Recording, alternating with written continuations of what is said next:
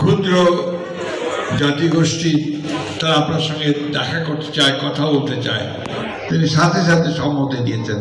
সেই জন্য উনি যখন আসবেন আমাদের সামনে বক্তব্য রাখতে, আমরা সবাই দাঁড়িয়ে তার জন্য করতালি দেব। বিসমিল্লাহির রহমানির রহিম।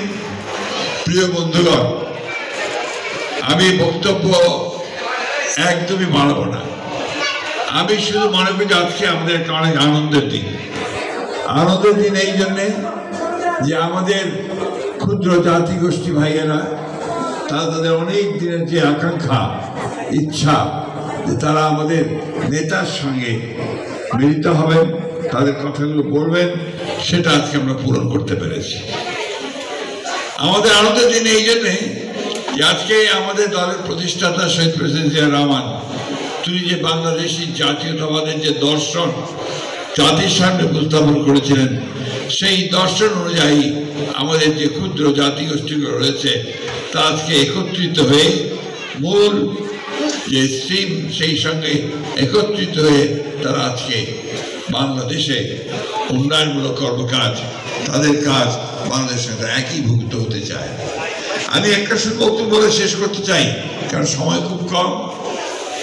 আমরা জানেন যে একটা ভয়াবহ দানবীয় ফ্যাসিস্ট সরকারের দীর্ঘ নির্যাতনের একটা শাসনের পরে আমরা একটা অভ্যুত্থানের মধ্য দিয়ে একটা সুযোগ পেয়েছি একটা নতুন বাংলাদেশ তৈরি করবার, নতুন বাংলাদেশ নির্মাণ করবার। এই নতুন বাংলাদেশ নির্মাণ করার জন্যে আজকে আমরা সবাই অন্তত একটা বিষয়ে একমত যে আমরা প্রত্যেকটা নাগরিকের সমান অধিকার এখানে প্রতিষ্ঠিত করব।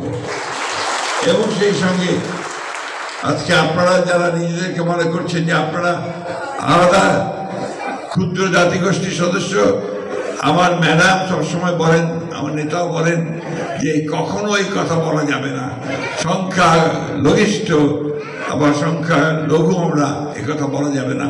আমরা সবাই বাংলাদেশি, আমাদের অধিকার সকলের সমান।